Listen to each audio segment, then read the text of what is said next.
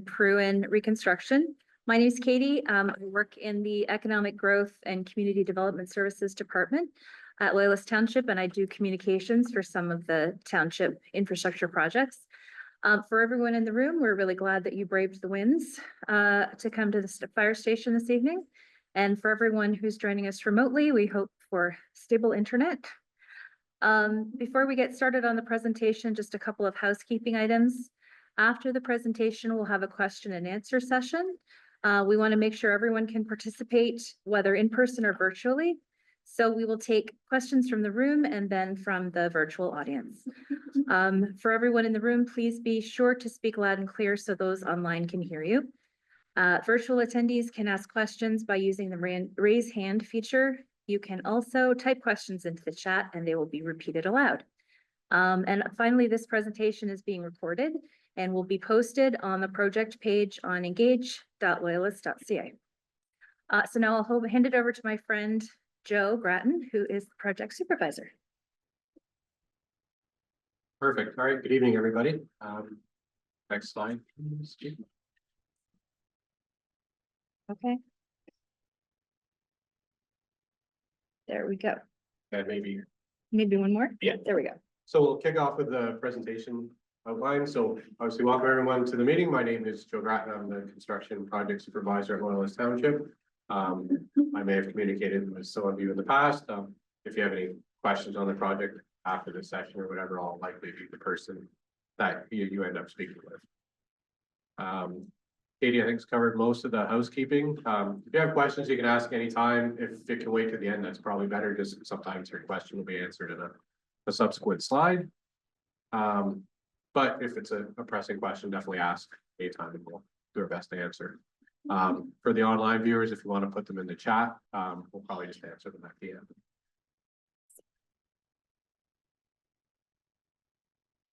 Feels so well until we go live and then. Well, we're sorting out our IT difficulties, so I'll give you a bit of an overview of how the presentation is going to go. So I'll talk a little bit about the background, kind of go over some key dates. Sorry. Talk about the project scope, some of the construction details, so what the typical reconstruction is going to look like, what to expect during construction, sort of typical project concerns that come up on all capital projects, and then questions at the end. So the reason we're doing the project, obviously, is the road surface. So everybody who lives in the neighborhood probably already knows, but it's reaching the end of its service life, so it's due to be replaced. At the same time, the underground infrastructure has also reached the end of its service life, and it is also due for replacement. So obviously, we want to try and coordinate that work. So we're obviously saving as much money as we can. And then there's also an opportunity to improve pedestrian safety and active transportation routes within the village. So, I mean, we already have everything tore up and we're doing construction, so we might as well do everything at once. Next slide.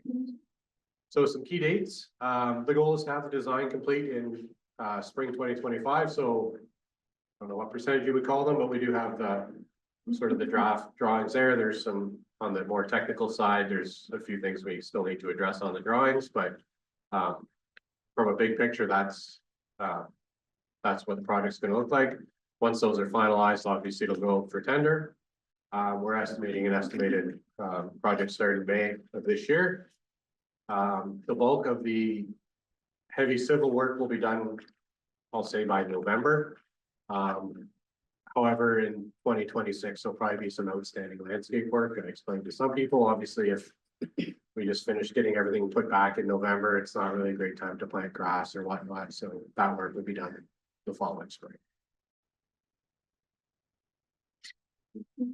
So the overall project scope, so it's upgrades to Pruyn Crescent and Sir John Johnson from Briscoe Park to Main Street. And included in the work is replacement repair of the water mains, the sanitary sewer, your storm sewer, and then there's some right-of-way drainage improvements. Mostly proper curve along Pruyn Crescent. Reconstruction of Sir John Johnson with new traffic calming features. So Sir John Johnson will be a bit made a bit more narrow than it is now, which should help to slow some people down on the street. And then there's a few other passive traffic calming features we'll use at some of the intersections. And it also includes the installation of a multi-use pathway from Briscoe Park to Main Street, and then that'll tie into feature work on Main Street as part of the overall active transportation plan for that. So project outcomes, what we're hoping to achieve with this is obviously a little bit of improved right-of-way drainage. We want to improve some of the traffic calming within the neighborhood. We want to have increased active transportation linkages, so it ties into the infrastructure master plan and the active transportation that was identified there. Improved pedestrian safety. And then obviously updated water, wastewater, and storm infrastructure to provide service for years. So I don't really show any of the drawings in the presentation. It'd be almost impossible for you to see something there. So if you're within the room, we can obviously review the ones at the back after if you have questions specific. Yes. Just a quick question. You're not putting speed bumps down that road. We are not putting speed bumps down. So yeah, if you're here, we can do the drawings at the end of the presentation. If you're viewing online, they can be viewed on the Engage page. They're posted there now. After the meeting, if you go home and you want to take a closer look, they're obviously there. And then as the drawings are updated through the through the design process, the updated drawings will be posted onto the site. So within the project area, there's several different cross sections planned. And the factors that we use to determine what the cross section is. So the cross section is basically how wide the road is, whether it has sidewalks, that type of stuff. So some of the factors used is the width of the existing right of way. Obviously, we have to stay within the property that we own. How the road elevations relate to the properties. What your localized drainage is like. Pedestrian access. And the anticipated traffic volume for the project area. So there are some typical cross sections at the back, and then this is just a bit more of a graphic one of it. But along Sir John Johnson, sorry, it'll be 2 lanes, two-lane traffic, and then there'll be a separated multi-use path on the west side, and then just grass on the east side. Pruyn Crescent would look very similar to this, other than it wouldn't have the multi-use path, so there's no sidewalk or multi-use path planned for Pruyn Crescent. In general, the width is 4.25, so 8.5 meters total for lane width. And there's a bit of variation depending on at the intersections or where it meets Main Street, something like that.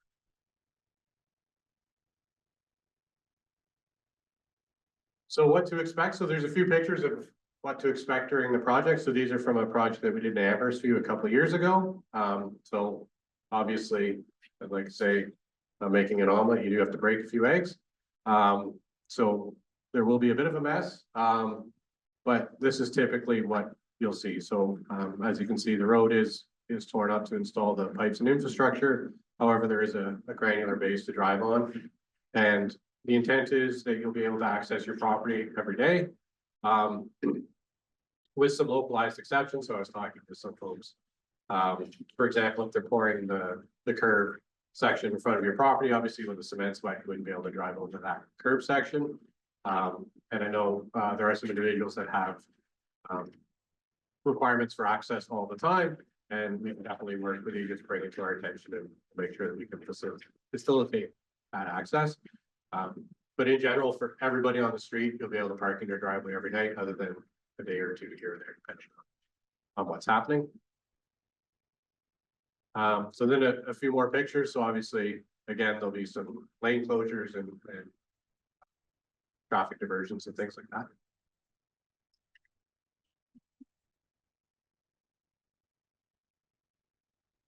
So typical project concerns, these come up on almost every project. So I'm well versed, and I'll sort of try and comment on all of them. So at least you have an understanding of what you're getting into. So delays. So the contractor is always going to keep one lane open, so you'll be able to get through. But depending on what they're doing, they might have flaggers or something, so you might be held up for a moment or two while they move a piece of equipment or do some type of work. As well, depending on where you live. So if you live on Pruyn Crescent, you may have to take the long way around, for example, to get to your property.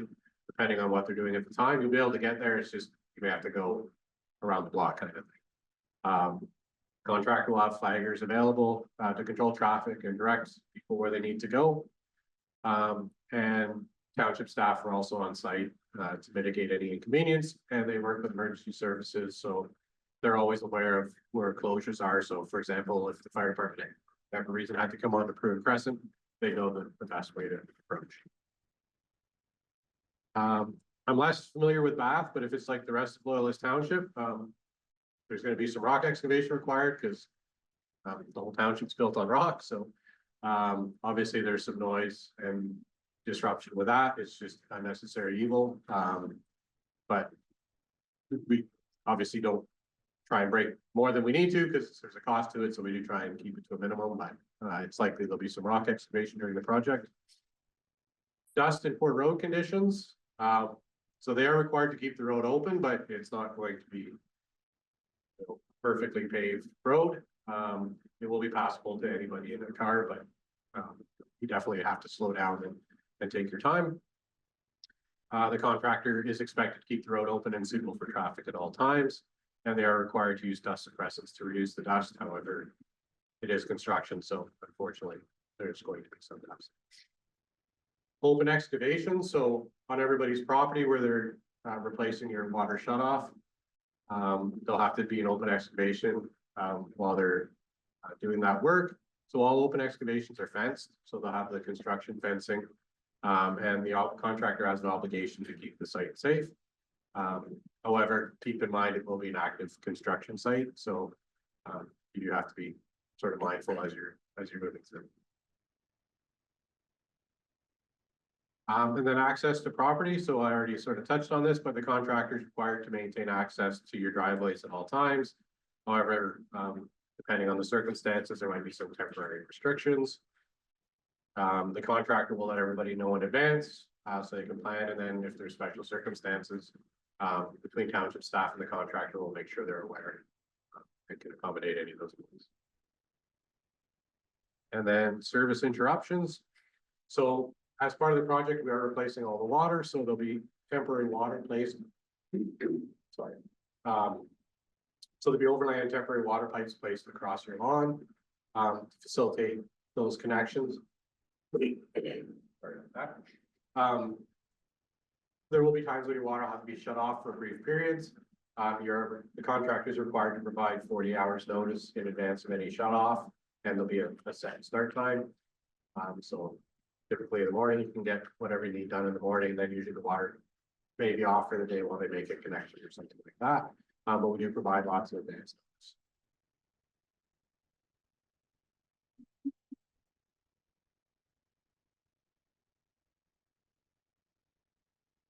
Trees, so a few individuals have talked about trees, so depending on the distance from buried infrastructure, so valves, pipes, curb stops, etc. It may be necessary to remove the tree if it's going to be damaged in the work. Obviously, if we get into the roots and damage the root system, we don't want to have a situation where we've killed the tree and it becomes a hazard later. Our preference is if we think there's been damage to remove the tree, we can have those individual discussions with homeowners. Any tree that does have to be removed, obviously we remove it at our cost and we'll replace it with another tree. Doesn't have to go back in the same spot. Utilities manager would prefer it goes as far away from where it was before as possible. We'll generally plant them anywhere you want on your property. The standard tree we specify in our projects is a maple. Someone mentioned they had a spruce, we can do spruce. That's not a big deal. If there's another type of tree, as long as it's not some exotic Japanese something that only comes from a certain place, we can generally provide that tree. Grass, so area will be reinstated with hydroseed or sod.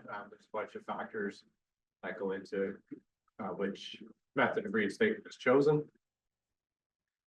And then landscape features. So any head walls or other landscape features within the township right of way that need to be removed for construction will not be reinstated. I don't think there's any open ditch here. Usually it's areas with open ditch. A lot of people have very fancy things at the end of their yards. So the standard for our reinstatement is just sort of a typical standard. So if there's something fancy right at the township right of way, when we do the reconstruction, that doesn't get replaced. If there's something specific to your property, we can have a discussion about it and to see if there's an issue.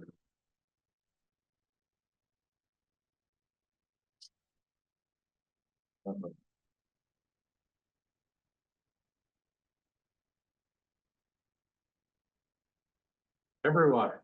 So I already mentioned it, but temporary water pipes will be placed to provide water during construction. So what these are plastic water pipes that run across the front of your property. Usually we put them right at the property line. And then on your driveways, we construct a temporary ramp with like crusher stone or something like that, so you can still drive over the pipes. Please use care when traveling over the pipes to ensure they're not damaged. So obviously the contractor's supposed to protect them. But you do have to be careful because they still are vulnerable. And it will, if they're damaged, it impacts the water supply for the whole neighborhood. So we can all work together to try not to damage the pipes. That'd be great. If you do happen to notice an issue with the pipe, it's leaking or there's something seems amiss, please let someone from the township or the contractor know right away so they can address it before a small problem becomes a large problem. You gonna give us our pressure back? Water pressure. We can leave that one to the parking lot for the end. It's probably a bit more of a technical question.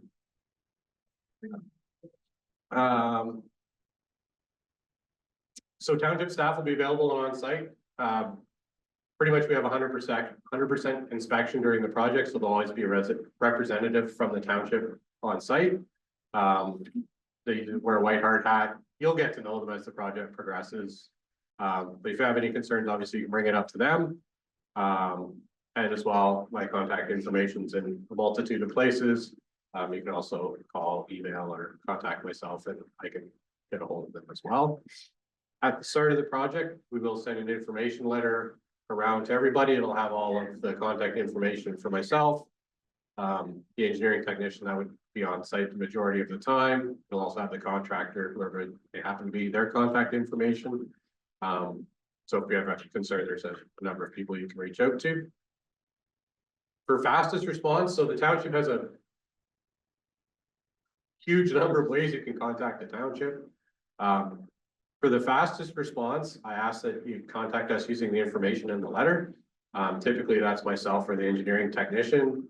We're here almost all the time. If I'm not on site, I'll have their contact information. So for example, if the contractor is blocking the end of your driveway, if you call myself, I may not necessarily respond to your email or whatnot, but I'll call the engineering technician, they'll get it fixed right away. Like those are things you can fix fairly quickly.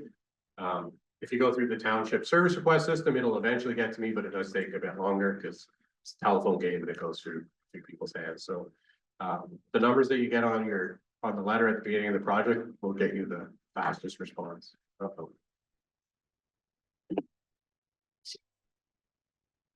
And then this is the end goal. So the same project that I showed you earlier where the road was all dug up and whatnot.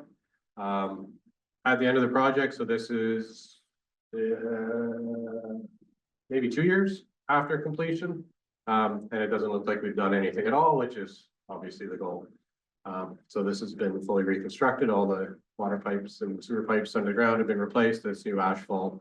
And this is an area that was hydroseed, some hydroseed, some soft. So that's about 2 years post construction. So it does take a little bit for your grass and whatnot to come back in and fully fill out, but that is what the end goal from what we're looking at would be. Obviously, your neighborhood's different, you're getting curb and whatnot, but the rest of it. And that's it for the formal presentation. So if there's any questions, I'll pass over to Luke. You can speak to the one and then yeah, we'll take questions. Yeah, so the question was just about the water pressure. So no, we're not changing the water pressure from what it's at currently.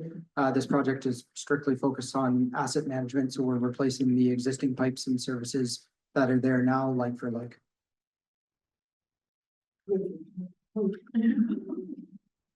Well, we don't know. Couple questions. The first picture you showed of the road narrowed down.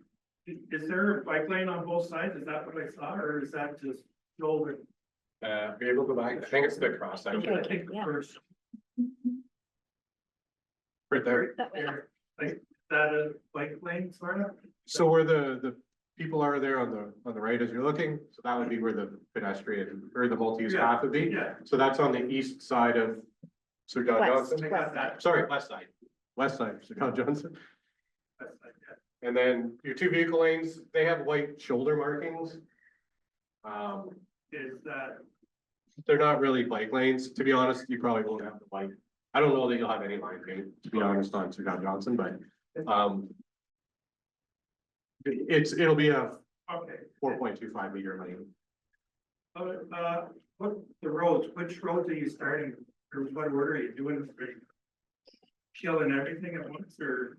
No, I mean. It's up to the contractor. It's a fairly aggressive schedule, so potentially they could have two crews working. They do have to manage it so that people can still get to where they need to go. They could do. Like they could have a crew start on Sir John Johnson and another crew started on one portion of Pruyn and work at the same time. But it'd be really up to whoever the contractor is to schedule their work. Yeah, it's, you're narrowing the road near the park. Are you gonna put any parking spots there? That's where they gonna park if the road's narrow there? It's a good question. Parking is not something we've considered. We can definitely go back and take a look at it. I don't know if there's a specific reason why we, Like a couple spots. I think. no, that's a great point. It's just something we hadn't even thought of, but no, that's definitely a valid point and it's potentially something that could be incorporated. We just have to make sure we have the space, but I think it's achievable. And if there's blasting, do we get notification of that? There won't be any blasting. So, Not gonna be any blasting at all. no, so the rock excavation, they'll use the excavator with a hydraulic hammer, so. Easy peasy. Yes, Well, being that I'm the property on the corner. Yeah. That elevation just doesn't make sense to me. They, you know, and initially when they put the road in, they just piled up all the dirt and I've got a hill. On that corner, on the west side of the, I don't see any elevations on the plans. Now, maybe there is something and I just don't recognize it. But, I would like to know what they're gonna do to the hill. I don't mind as long as I know ahead of time what you plan to do. You say you're gonna remove trees and that's fine, but that will impact the hill, you know, it will, you know, the elevation at the end of my property. So I would like to have some idea of what that's going to be. What section is that? Was that? right at the corner of Sir John Johnson. Of Sir John Johnson and Main Street, southwest side. Or they. There's- There's, They can have the hill and the garden and the yada yada, fine. I mean, that's, I always knew that was gonna be for expansion and stuff. I knew that. But I'd like to know ahead of time what you're gonna, you know, how it's going to change the hill, because it will change the hill. for sure. So there'll be a detailed grading plan. They're not quite there yet. Say again, There will be a detailed grading plan that they'll do. They haven't completed it yet. some, you know, physical impact or a discussion with whoever's doing that section. Yeah, once it's finalized, I can get in Meeting. touch with you. We can meet on site and go through it. One thing to keep in mind is because we are narrowing Sir John Johnson. A lot of the multi-use path will probably end up where the road is now. Yeah, I mean, exactly, I'm not sure that that's what that's for, So and that's great, but there's an elevation there, and that's, you know, and then because of the nature of what they did in the initial thing, I've got a big hill on the other side. So it needs some planning. for sure, no, 100%, I agree. Not just, because that's great elevation, you can just do anything with a flat piece, you know. Yeah, once I have the grading from the engineer, we can take a closer look and, once we're done the question and answer, we can pull up sort of street view and take a look at your individual property as well. Yes, The water lines, are they underneath the road, like on Pruyn, are they So you're gonna be digging up like the grass in front of my house and or all the lines and sewer, they underneath the road. They're underneath the road, we are separating, so the water, storm and sewer are all within, I'll say under the asphalt. Right now, the water and sewer on most of the project area are in the same trench, we will split them so that they're separate, that's. the So there won't be a different way whole of doing lot of damage to the lawns. Except for where you have to go to the shut off valve. it. Yeah, where we have to go up to the water shut off valve, and then where we install a curb and a little bit back from the curb, because they need room to be able to construct and whatnot. So across the frontage where the curb goes, and then, yeah, where your water shut off and your sewer is. And then the one thing to keep in mind is, and I don't know how deep they are here, but the contractor does need room to work safely, so from whatever the bottom of the trench is, that you have to slope the sides out, so that does take up a bit of space around your water shut off, so. As a rule of thumb, say, if you drew a 10-foot circle around your water shut off, that would probably be the area that would be. They, from the shut off into the house, that being new too to the meter, No, so that would be so the, it's just to the meter or the water shut off. yeah, yes. Yes, Along, along the, Sir John Johnson side of Bristol Park. There are a lot of 4x4s that go through the park. And when we have snowmobiles. If you're looking at putting parking in, would you also consider putting a chain link fence with the pedestrian access to prevent? Because 4x4s and snowmobiles are not supposed to be going through there. They do come racing through and there are, you know, dogs and kids out there and, sometimes they come through pretty quick. I can't commit to a fence, I'll take the information back, there's a bit more cost and planning involved with. But if you're doing parking anyway, you need to delineate parking one way or another. Right? So it makes sense to me that you would kind of fence it off and then people could park facing the fence. I was envisioning parallel parking with like a high back curb, that's the most inexpensive way to do it, but. I understand your point, we can go back and look at it, it's just that would be a cost that. We hadn't anticipated when we budgeted for the project, I'm not saying we will or won't, but, and I totally understand where you're coming from. And maybe there's other ways to keep vehicles out, it's a problem, we've had this issue in other areas in Odessa as well.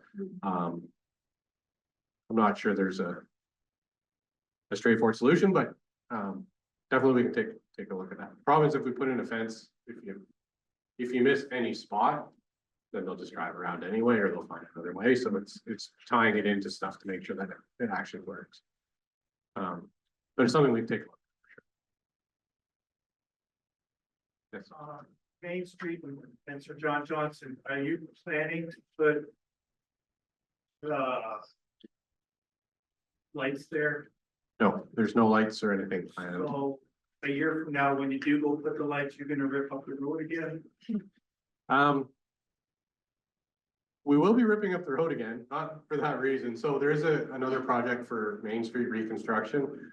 We had a public meeting for it, in December, early December. So there's 3 phases to that project. So the first phase is the Windermere intersection, so that's gonna get lights. One up towards the west, Yeah, just close to the wall there. down from the circle, Yes, so that is, there'll be lights there. there'll be lights there, that's, I'll say tentatively scheduled, everything I say here is cast in jello from that, but for next year. And then there's 2 other phases for Bath Main Street that we're designing now. Those ones, we're not sure when that's gonna work, because we're gonna try and get funding from the province under the Connecting Links program. So it's very much dependent on when we can get the funding. And then there's a section west of that intersection and a section east of that intersection, so we'll prioritize depending on what we have going on. So at some point, we will still be doing reconstruction work at the end of Sir John Johnson and Main Street. I would expect if there is an issue with the increased traffic from the subdivision, it would be done as one of those projects, but my understanding right now is it's not a requirement. It's not even. Yeah, I think the lights are more better down that way because of this water side there.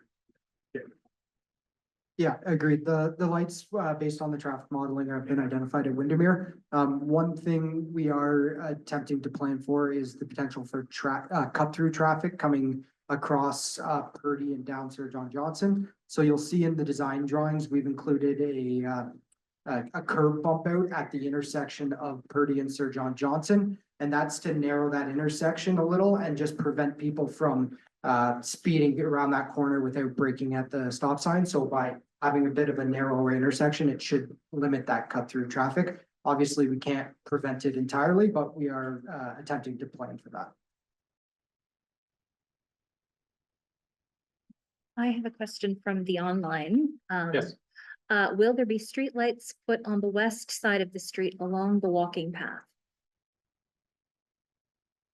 They're currently not planned for streetlights along the walking path. What streetlights are on, sorry, what streetlights are on Sir John Johnson now? That's a good question. I don't know. I assume there's some. I think they're on the poles on the east side, I believe. Yeah. Well, the streetlights are on the other side.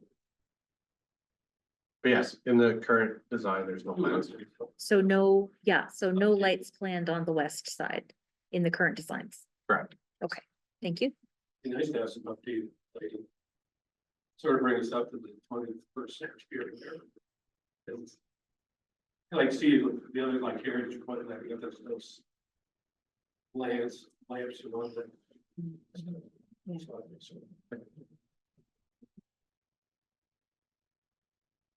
No other questions from the online? No crowd? more, are there any other questions in the online audience? You can raise your hand or type into the chat. I don't think we have any other questions here in the room. You know, if ever in that park, they put in a shed or whatever, they have the other parks have water in it and that. You allow some water to go on that, onto that property. You don't have to take the road up again. We Woodbine Park, say, but Yeah, we typically don't install, I'll call them orphan water services. Villages doesn't like just having them. right. Yeah, we could look at like a hydrant or something. One option we could look at is putting a hydrant out into the park, so that way in the future, if you needed a water service, you could run off of that. So we need to install hydrants anyway, so it's a cost-effective way to meet the exit. Yeah, my pet peeve is when you pave, put the asphalt down, then you come back 3 months later and dig it up again. We do try really hard to not do that, but you know. Yeah. 100%. It's not a long path road. That's the. There's the park planned to stay. Because all that development going in back up there. Are they planning to keep the park? Yes, there's no plans for anything to Just happen checking. to the park. As part of this project, there is an active transportation component that goes along. I don't know what you would call it, but the right of way on the backside of Pruyn, so it'll come up from Purdy along the backside of Pruyn and into the park. That's just planned as a gravel pathway. And then there's one pathway from Pruyn Crescent that would link into that, so right at the end of the Crescent. So that one will be gravel, and then you'd obviously have the asphalt one. So you're not. Yes, Is there a reason that you're not planning, ski bumps?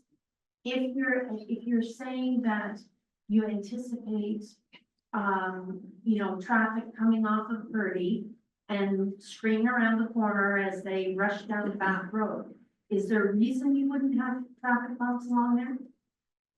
Yeah, so the reasoning is, I guess, twofold. So, the first is they're a maintenance nightmare for our plows.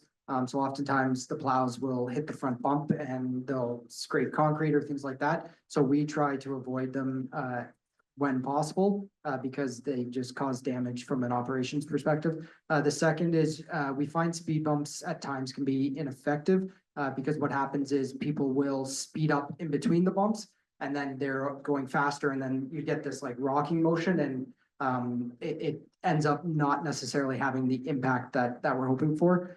So what we try and do is provide a built environment that sort of naturally slows people, but doesn't cause them to speed up and slow down, because that's where we find we get the biggest impact in traffic speeds.